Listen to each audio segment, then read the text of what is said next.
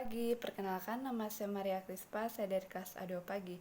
Di sini saya akan menjelaskan ringkasan yang baru saja saya tonton dari video link YouTube, Sejarah Perkembangan Manajemen Operasi.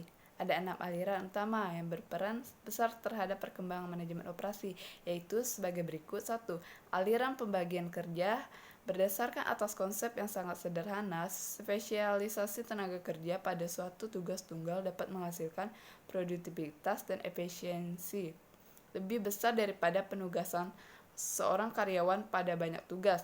Ahli ekonomi yang mengemukakan adalah Adam Smith, The Wealth of Nations 1776, bahwa spesialisasi tenaga kerja akan meningkatkan keluaran karena 3 faktor. 1. Peningkatan keterampilan tenaga kerja. 2. Penghematan waktu kerja yang hilang karena perubahan pekerjaan.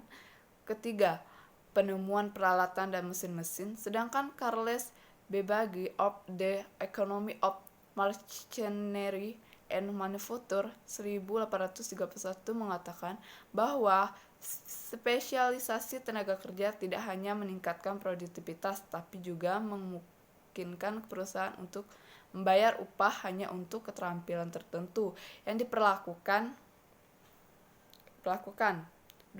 Revolusi industri. Sumbangan terbesar pada tahun 1764 oleh James Watt dengan penemuan mesin uapnya merupakan sumber utama tenaga mesin mobil untuk pertanian dan pabrik-pabrik. Revolusi ini dikembangkan oleh lanjutan tahun 1800-an dengan mengembangkan bahan bakar mesin dan listrik pada permulaan abad itu. Konsep produksi massa perkembangan, abad pemasaran dan produksi massa telah dilanjutkan dengan desakan kebutuhan akan otomatisan dan produksi volume tinggi. Masyarakat telah memulai memasuki suatu periode purna industri yang ditandai dengan perkembangan sektor ekonomi, jasa, dan perhatian yang lebih besar terhadap lingkungan alam dan sosial. Keterampilan terbatas. Dan ketiga, manajemen ilmiah. Perkembangan kali ini dikembangkan oleh Frederick Winslow Taylor sekitar awal tahun 1900-an. Dalam manajemen operasi, manajemen ilmiah mempunyai 2 pengertian, merupakan penerapan metode ilmiah pada studi analisis dan pemecahan masalah operasi, sedangkan arti kedua adalah seperangkat mekanisme dan teknik-teknik untuk meningkatkan efisiensi operasi. Organisasi manajemen ilmiah bertujuan untuk menemukan metode kerja yang lebih baik melalui penggunaan pendekatan ilmiah berikut ini. Bagian yang pertama, observasi metode kerja sekarang dan perkembangan metode yang lebih baik melalui pengukuran dan analisis ilmiah. Yang B, seleksi ilmiah untuk karyawan agar setiap karyawan dapat diberi tanggung jawab atau suatu tugas sesuai dengan kemampuannya. Ketiga, latihan dan perkembangan para karyawan. Keempat, kerjasama yang baik antara manajemen dan tenaga kerja.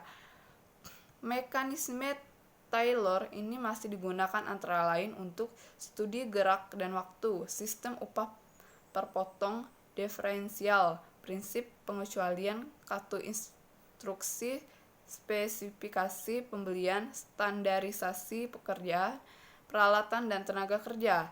Gagasan Taylor dikembangkan lebih lanjut oleh Frank dan Lillian Gilbert, Henry L.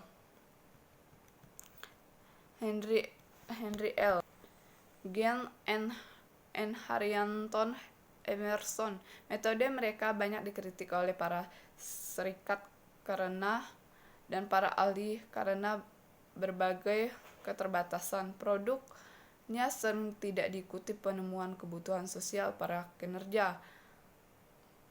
4. Hubungan manusiawi menekankan pentingnya motivasi dan unsur-unsur manusia dalam desain kerja.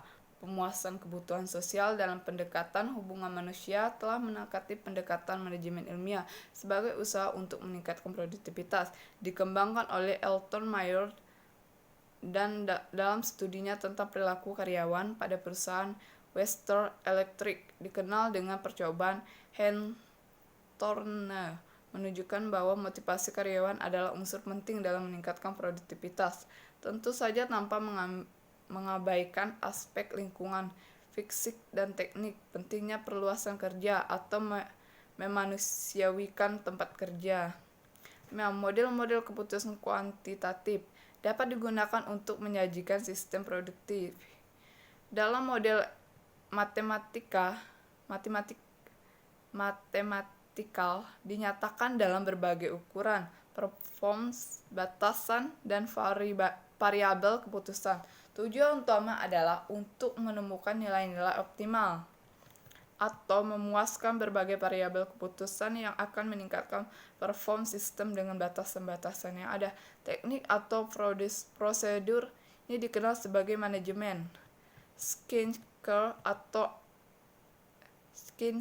atau operation rational merupakan dasar rasional pembuatan keputusan manajemen, digunakan pertama kali tahun 1915 ketika F.W. Harris mengembangkan suatu rumusan ekonomi order quantity untuk manajemen persediaan tahun 1931. Swihart model di keputusan kuantitatif untuk digunakan dalam manajemen. Mengembangkan model kualitas tahun 1947, Georgid dan Schick mengemukakan metode simplex linear programming yang memungkinkan penyelesaian hampir seluruh masalah model-model matematik tahun 1950. Perkembangan model simulasi komputer memberikan sumbangan besar untuk studi analisis operasi. Akhirnya, sejak tahun 1950, berbagai model keputusan dalam operasi telah sangat luas, seperti dalam menjadwalkan produk, penentuan persediaan optimal, dan sebagiannya. 6. Komputer telah mengubah secara dramatis bidang manajemen operasi sejak tahun 1950-an. Hampir semua organisasi sekarang menggunakan dan memanfaatkan komputer untuk manajemen persediaan, penjadwalan produksi, pengawasan kualitas, dan sistem pembiayaan. Selain itu, untuk memecahkan masalah komunikasi dan transportasi yang makin kompleks, referensi T. Hani Handoko, Dasar Manajemen Produksi dan Operasi 1997 Produksi, Program Pengembangan. Sekian ringkasan saya, terima kasih.